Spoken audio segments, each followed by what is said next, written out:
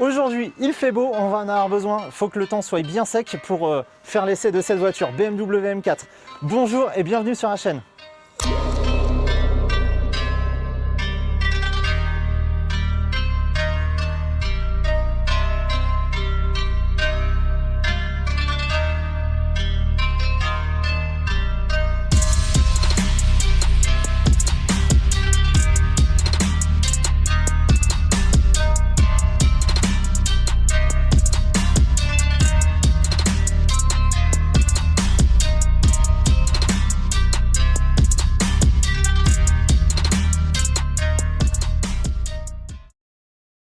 Bonjour à tous, on se retrouve du coup avec Gauthier. Bonjour Gauthier. Bonjour Julien. Eh bien aujourd'hui on est là pour parler de BMW M3, M4 de manière générale et aussi du coup la tienne en plus particulier. Bon, alors déjà pour refaire un petit peu le contexte, donc BMW M, donc M c'est comme Motorsport, c'est la division sport de BMW, ça a été créé alors, il y a bien longtemps mais officiellement en 72. En tout cas la première voiture commercialisée, donc BMW Motorsport, ça a été la BMW M1, donc en 1972. Et ensuite, ils se sont orientés pour optimiser les modèles de la gamme. Donc ça a commencé avec la série E30. Donc série E30 donc en 1986. C'est ça? Ouais, jusqu'à 91 je crois. C'est ça. Donc c'était alimenté du coup par un moteur, donc au début un 2,3 litres qui faisait 200 chevaux, alors 195 pour les versions catalysées. Ensuite c'est suivi pas mal de versions différentes des éditions limitées et c'est monté jusqu'à 238 chevaux pour la Sport Evolution et donc c'était un 2,5 litres. Ensuite, il y a eu la BMW E36, la fameuse, celle-ci équipée d'un 6 cylindres en ligne. Au début, 3 litres de cylindrée, 286 chevaux, en boîte manuelle 5 rapports. Et à partir de 96, il y a eu la 3 litres de 321 chevaux, équipée de la boîte 6 vitesses. Ensuite, donc ça c'était 92-99. Ensuite, on a eu la E46 sortie en 2000. E46, la célèbre et fameuse, puisque je pense qu'on est sur une génération où ça a été finalement la préférée. 2000, sortie en 2000 jusqu'en 2006.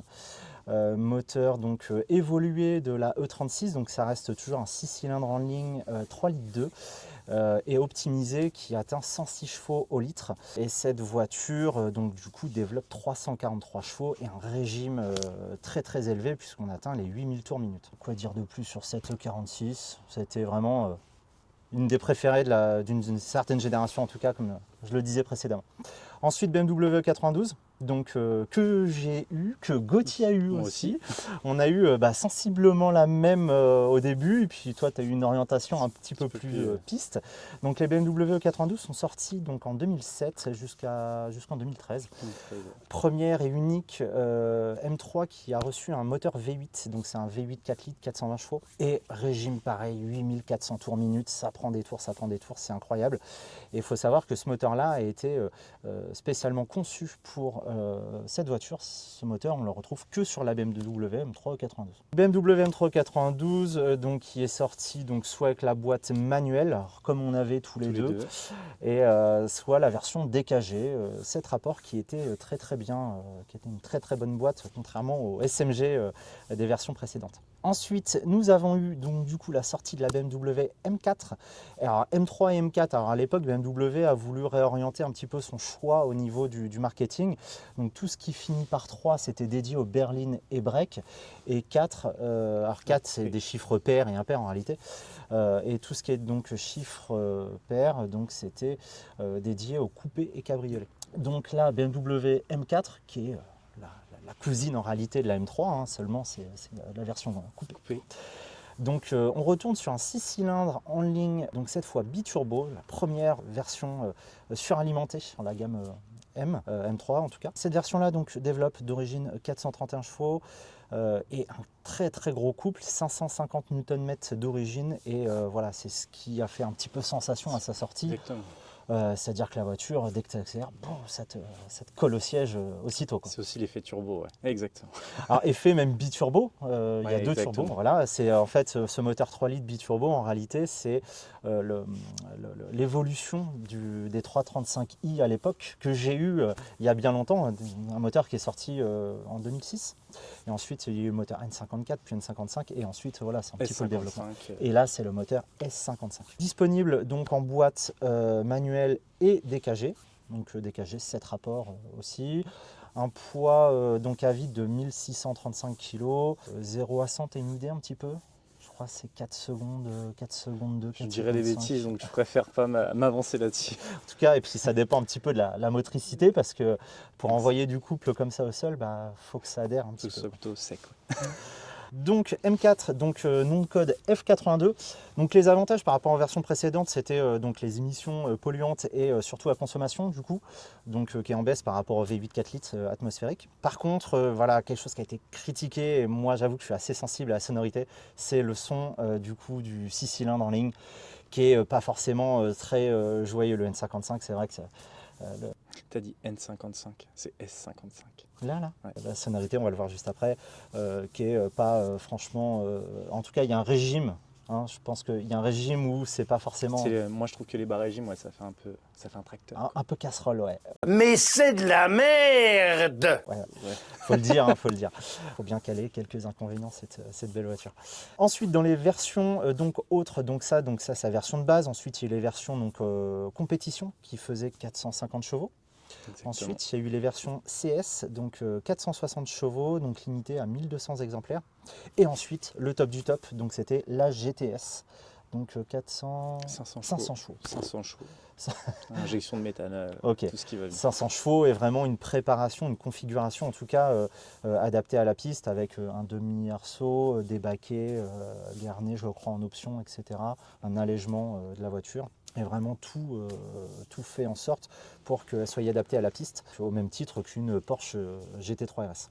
Et ensuite dans l'évolution, donc il y a eu donc la BMW M3 et M4 en version G80. C'était donc l'évolution de celle-ci qui est sortie en 2021 et qui est toujours produite aujourd'hui. Donc alors c'est une évolution du S55, ça va être le S58 qui développe donc, alors il y a deux versions, il y a les versions de base donc en 2 roues motrices, dispo en boîte auto et boîte méca. Donc c'est une boîte auto 8 rapports, on oublie le double embrayage, on est sur la boîte à convertisseur, c'est une ZF8. 480 chevaux donc en version de base et versions donc ont été diffusées en France, donc c'est version compétition 510 chevaux.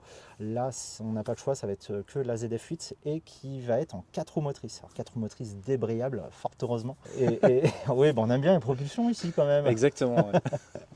Donc 4 roues motrices, c'est bien quand les conditions voilà, sont un peu précaires, mais en tout cas la version compétition est capable d'avoir 4 roues motrices. Et bien maintenant Gauthier, je te propose qu'on fasse le tour de ta voiture et puis tu vas nous montrer un petit peu les petites spécificités de ta voiture en tout cas. Ok, pas de souci. Eh bien Gauthier, on va faire le tour de ta voiture et tu vas nous la présenter un petit peu voilà, en quelques mots. Alors déjà, c'est une très très belle couleur, donc c'est le blanc. Mineral Waste. Ok. Donc c'est une BMW M4 F82 de 2017. D'accord. FAP. LCI. LCI, d'accord. Ouais, donc elle a les beaux phares. LCI, ça veut dire donc que c'est une version reliftée en fait. Et on voit effectivement que c'est les versions de feux arrière qui sont un petit peu plus modernes, ainsi que les feux avant aussi. Exactement. Donc du coup, elle a une préparation club sport, parce que je fais un petit peu de piste avec. Ah! D'accord. Donc elle a des freins AP Racing Pro 5000R. Ok, les fameux Pro 5000R qu'on distingue ici, avec les gros disques sur bol. Elle a des KW Club Sport. D'accord, ah oui, carrément les clubs sport. Là, ça rigole plus, on n'est plus sur le V1, V2, V3, on est sur le club sport. Donc Ce qui est le patron. Et moi. ça fait partie de la gamme très haut de gamme en réalité chez KW. Elle a du Ritavien à l'avant, à l'arrière. Ok, Des kits bois pour refroidir les gros freins. d'accord, là on voit beaucoup mieux le système de freinage. D'accord, et ensuite, Pour de la fiabilité, elle a les charge pipe. ok, on va voir ça peut-être, si tu peux nous ouvrir le capot, comme ça Sans problème. on va voir un petit peu qu'est-ce qui se passe là-dessous. Donc les feux donc, de la LCI, hein, donc ils sont un petit peu voilà, spécifiques. Ok, très très belle hein, la lame en carbone, là, ça c'est vraiment magnifique. Il n'y avait pas ça sur les E92 à l'époque et je trouve ça très très joli. Donc là on distingue donc au niveau du refroidissement de la suralimentation. Donc, Charge échangeur pipe. et charge pipe, ok. Parce que en fait ça, les charge pipes c'est quelque chose qui a tendance un petit peu à En casser. jouant de la piste, ouais, elles sont en plastique et elles peuvent se fissurer. Et donc du coup, pour éviter de gâcher une journée,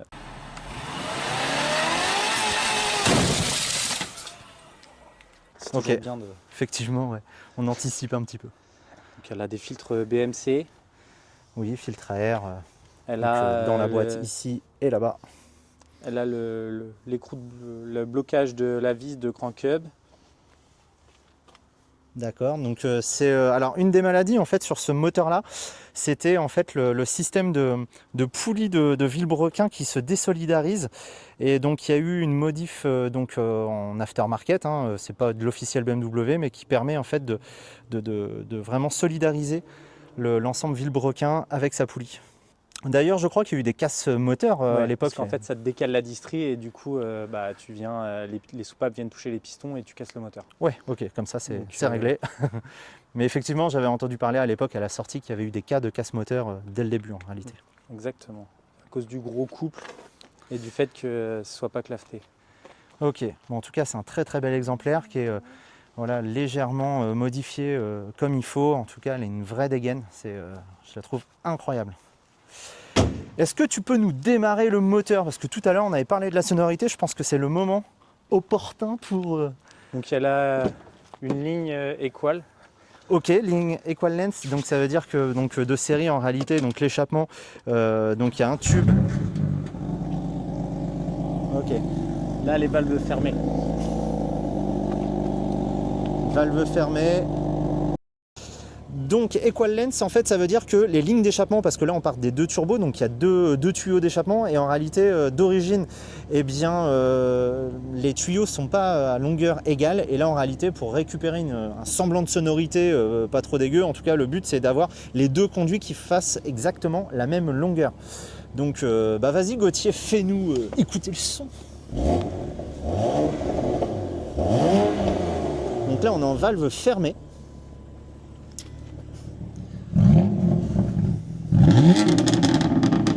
Ok, d'accord. Ah, ça ne laisse pas indifférent. Donc voyons un petit peu l'intérieur de cette très belle N4. Donc elle a les sièges, les sièges qui sont d'origine. Donc c'est pas une compétition, elle n'a pas les sièges ajourés. Et Ouais. comme c'est une phase assez récente, elle a quand même le petit logo qui ne s'abîme pas avec le temps. Ok. Donc les premières versions en réalité avaient un petit logo ici, rétroéclairé il me semble. Ouais, je crois, mais il n'était pas du tout comme celui-là et il s'abîmait. Donc, Ok. sur cette phase-là, il ne s'abîme plus. Donc là on a un très très bel intérieur avec le pack carbone. Il y a du carbone un peu partout, c'est magnifique. Alors ce que je disais à Gauthier en off, hein, c'est que moi j'ai une voiture américaine maintenant. Alors certes la finition, alors on connaît les finitions des voitures américaines, c'est pas dingue.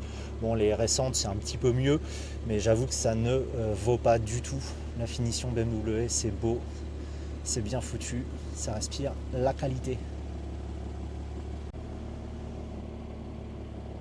Donc Gauthier me disait en off qu'en réalité donc cette version là c'est pas une version full option, et notamment par le fait qu'elle n'a pas le cuir étendu, mais pour autant c'est déjà vraiment très très bien. Mais en réalité sur le cuir étendu en fait on a le tableau de bord, tout ça qui est en cuir, et là en réalité elle l'a pas, mais pourtant c'est déjà une très très belle finition.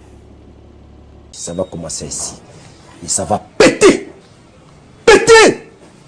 Et bien du coup on se retrouve dans la voiture donc pour continuer un petit peu à papoter, hein. On va se promener quelques minutes. Alors Gauthier, toi, alors comment es-tu venu à cette M4? C'est quoi déjà ton parcours automobile? Quelle voiture plaisir t'as pu commencer auparavant? Du coup, ma première voiture plaisir, c'était une Audi TT, 1,8 litre TFSI, 160 chevaux. D'accord. C'était une auto sympa. Bon, ça manquait un peu de puissance. Un peu de watts, ouais, mais après t'avais Jeune quel permis, c'est... jeune permis, t'avais ça? Ouais. Ok, cool. Non, c'est très bien. Et ensuite, j'ai eu une Sirocco R, Ok, donc, groupe Volkswagen aussi. ok. Bonne auto, mais pas de châssis.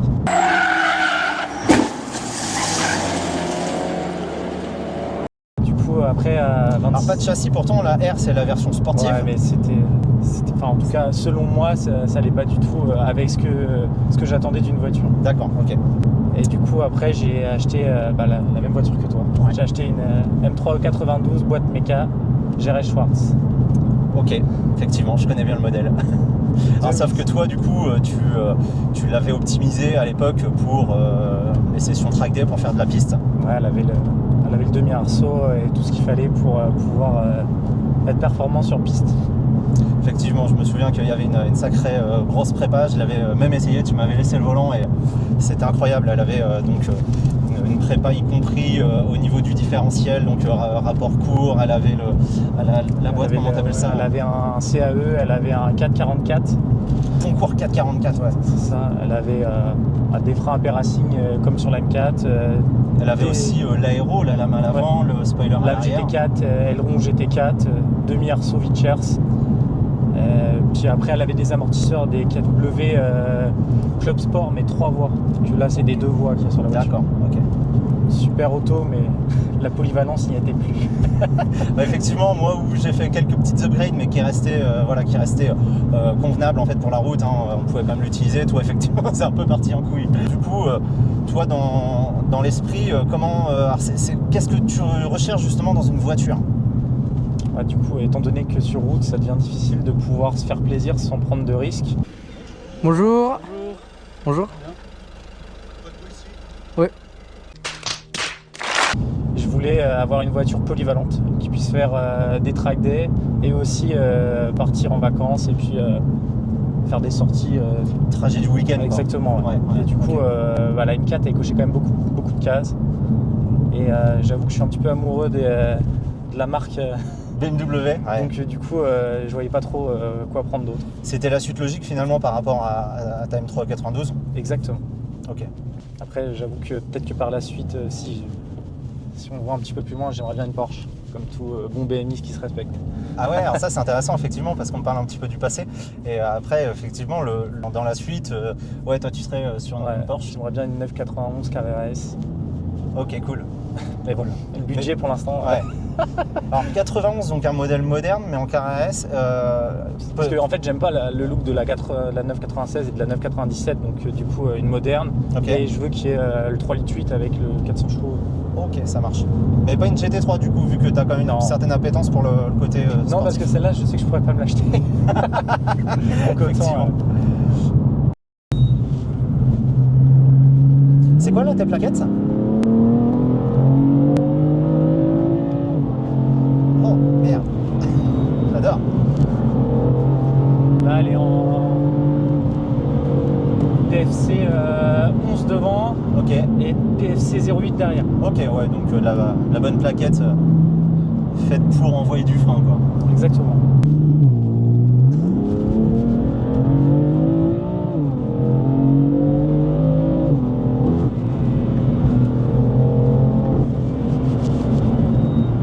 Les trucs là, l'échappement, c'est sympa quand même. Hein.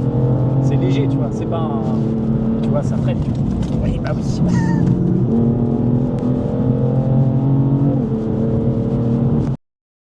C'est quand même assez sonore en fait le... Ouais, avec la valve ouverte. Ok. Et c'est parce qu'en fait, si tu veux, les coils, ils retirent... donc elle a les gros katas qui sont restés, et Oui. j'ai retiré juste les katas secondaires, et c'est des espèces de petits silencieux. Donc du coup, elle est sonore, mais ça reste... Ça va. C'est dans l'acceptable, C'est vraiment en fait. correct, ouais. Tu vois, t'as quand même du châssis. Tu la places au frein. Avec les KW Club Sport, tu peux que avoir du châssis. Faut se méfier, c'est qu'en fait, t'arrives vite dans les autres virages, tu vois. C'est ça. En fait, elle reprend plus que le 92. C'est pas du tout... ça se conduit pas pareil. Ah bah, une 92, oui, en fait, je pense que c'est presque l'opposé, quoi. Une 92, fallait vraiment y chercher les tours. Tu commençais à avoir la sauce vraiment à partir de 6000 tours, de 6000 à 8000. Que là, en réalité, t'as de la patate dès 3000 tours, je pense que... Incroyable. J'adore.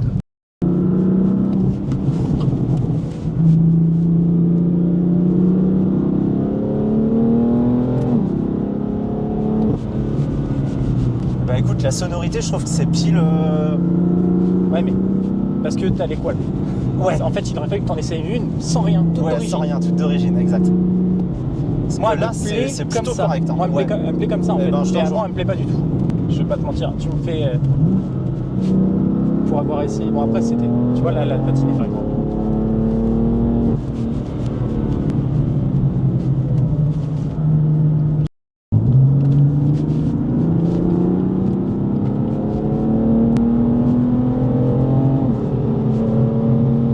Tu vois, le problème, il est là.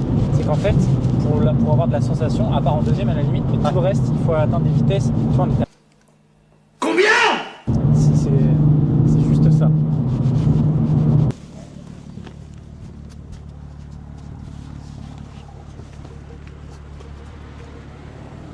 Bon, alors du coup, on a inversé les rôles. Gauthier, je te remercie pour la confiance que tu m'accordes. Du coup, je vais prendre le volant de la M4. Et du coup, je vais pouvoir donner un petit peu mon ressenti. En tout cas, pour le moment, j'adore. Là, t'as rien de déconnecté, elle est vraiment... Oui, c'est très bien là. On va laisser les aides. Ah oui, t'as du couple.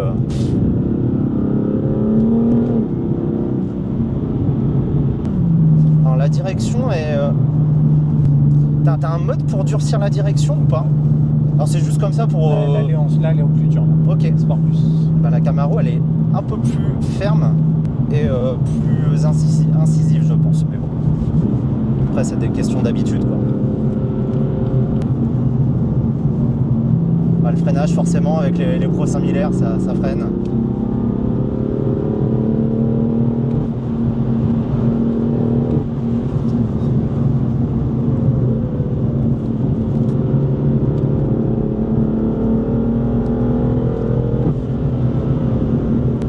Bon, elle fout la banane, hein. Il y a...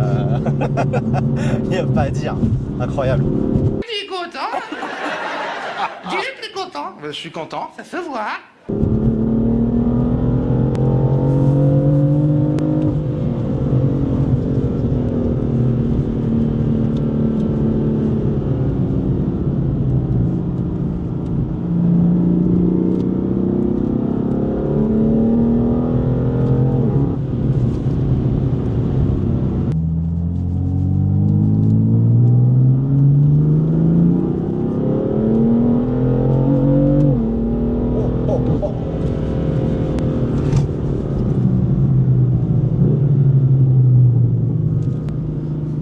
Ouais, ça dépote, hein.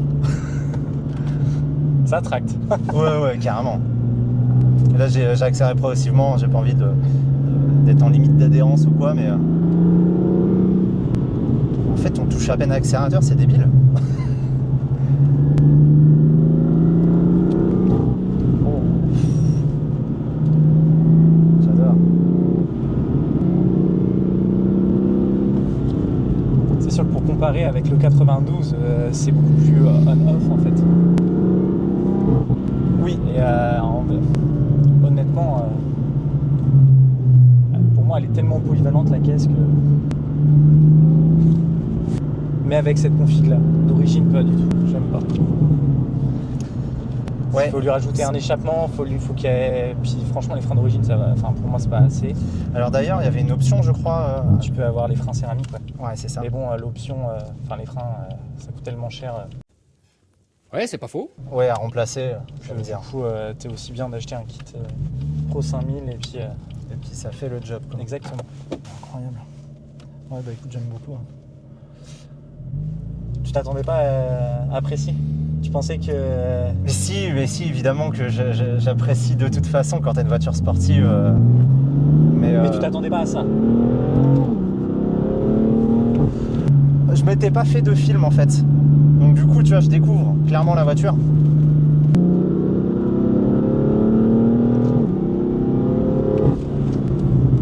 Et en fait, dans la config qu'elle est là, ouais, j'aime beaucoup.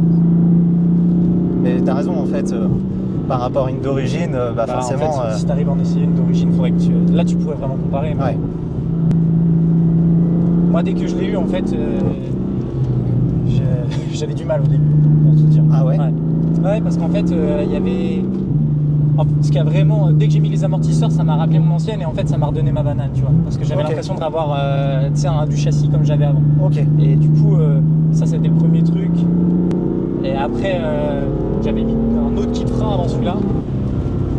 Et dès qu'elle avait, elle a eu du châssis avec des freins, une Clio un peu sympa, voilà, c'est tout. Puis après, c'était le son qui me gênait le plus. Et du coup, je trouve qu'avec l'équal qu'il y a dessus, ça bonifie le truc et du coup, ça va, tu vois.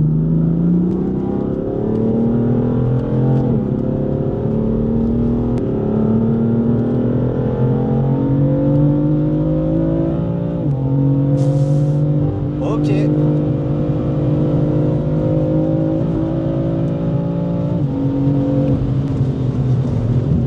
Je t'avoue que je suis mauvais passager. On va tous mourir! J'aime mieux être derrière le volant. Tu m'étonnes, je comprends. T'inquiète, j'arrête. C'était juste pour Non, voir. t'inquiète. Non, c'est bon, t'inquiète. Sans j'ai confiance, je te connais. Ouais, en fait, oui, non, faut aller jusqu'à 7000. Hein. Ouais, tu peux après, sur piste, c'est plus facile. Là, t'es vite fait dans un autre virage. Oui, c'est ça, elle va très En fait, vite. le Hein. problème, c'est ça. Et du coup, faut quand même anticiper parce que tu peux vite te retrouver en difficulté. C'est ça. C'est quelque chose à ne pas mettre entre toutes les mains. J'ai pas essayé ceux d'après, mais je trouve que celle-là, franchement, je sais qu'il est beaucoup critiqué, le S55, mais c'est... Excepté le son, le reste, le moteur est plein et tout, la Oui. caisse elle est ultra fun, tu vois. Ouais. Pourtant c'est quand même une caisse qui fait 1,6 tonne. Tu te dis, mais moi je trouve qu'elle reste agile et joueuse, tu vois. C'est ça, bah oui, en plus avec les suspensions, mais après, ce qui la sauve en réalité, c'est effectivement le couple. Quand tu as plus de 500 Nm du couple, même si ça fait 1,6 tonne, ça relance. Et puis tu as une plage de couple où tu accélères là, à 2005, c'est parti. Et là on est valve ouverte, tu fermes la valve, tu la cruises, tu peux la cruiser, quoi. Ouais. Et du coup tu peux c'est pour ça que je te dis, elle fait très bien les deux.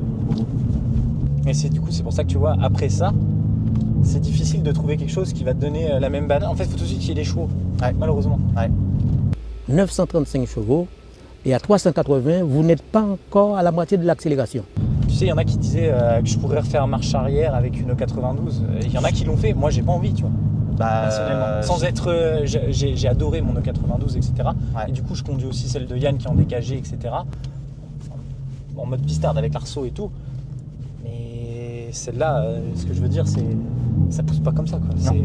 Oui, c'est les turbos, mais. Et puis surtout que tu as de la puissance disponible. Mais après, en fait, de tout là le à temps. dire que. Parce que j'en entendais certains qui disaient, ouais, la M4 ça donne pas la banane, machin. C'est pas vrai, tu vois. Ah, C'est non. complètement faux.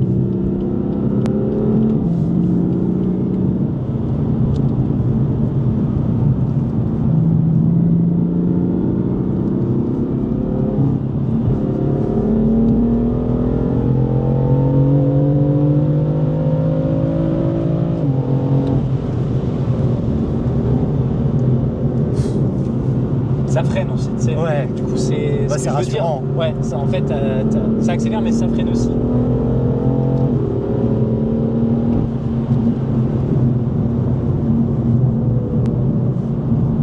Moi, je trouve qu'avec les freins d'origine, tu n'évites à bout des freins, tu vois. Tu faisais 3-4 gros freinages, même avec des plaquettes liquides du Ritin.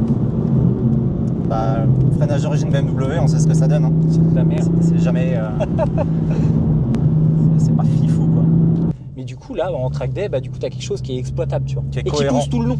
Tu as l'impression que. Enfin, c'est pas qu'elle elle ressemble un petit peu à un Atmo avec un turbo, je trouve. Oui. Tu sais, tu as quand même la sensation. C'est pas une Mégane RS qui. T'as rien quand il n'y a pas le turbo et puis. Qui est vraiment tu sais, on-off et en puis fait. que, Dès qu'il y a 5000, 5005. Ça sert à rien d'aller au. Elle, tu peux te permettre d'aller au-dessus et il n'y a pas de. Tu sais, ça la gêne pas de prendre du régime en fait. Ouais, c'est ça. Ça reste. Et pour moi, c'est pour ça que ça reste une moteur sport. Parce qu'ils ont gardé quand même l'âme. L'âme d'aller chercher des tours. Voilà, c'est ça. Même si j'aime beaucoup celle d'avant aussi, attention. Mais moi, en fait, dans le E92, ce qui me gêne à un moment, c'est que quand tu habitué à aller chercher tes tours, 6-8 000 tours, à un moment, quand tu te retrouves à 4000 et que tu remets gaz, bon. Ouais, mais ça, moi je l'avais pas trop. Oui, Parce toi, que t'étais du en coup, concours, ouais. Et du coup, ça me corrigeait ça. Et c'est pour ça que. Enfin, je sais pas si tu te souviens quand tu l'avais essayé. Oui, toi, elle était beaucoup plus pleine, étant donné que tu étais sur un rapport de vitesse.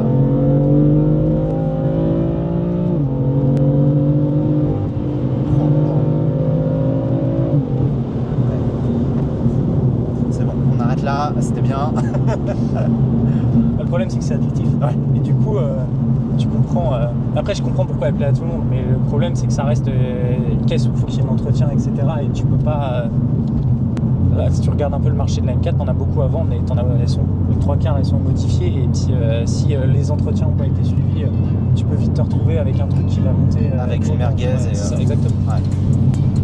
Waouh. Bon, en tout cas, Gauthier, je te remercie pour cet essai. C'est super cool. En tout cas, de m'avoir laissé le volant et de m'avoir fait confiance là-dessus. Et ça me permet voilà, de pouvoir donner un petit peu mon ressenti. Avec plaisir.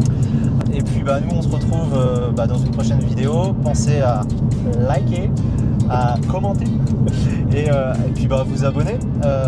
Voilà, si tu fais ça, c'est plutôt cool derrière ton écran. Et on se retrouve très vite pour une prochaine vidéo. Allez, à plus! Salut!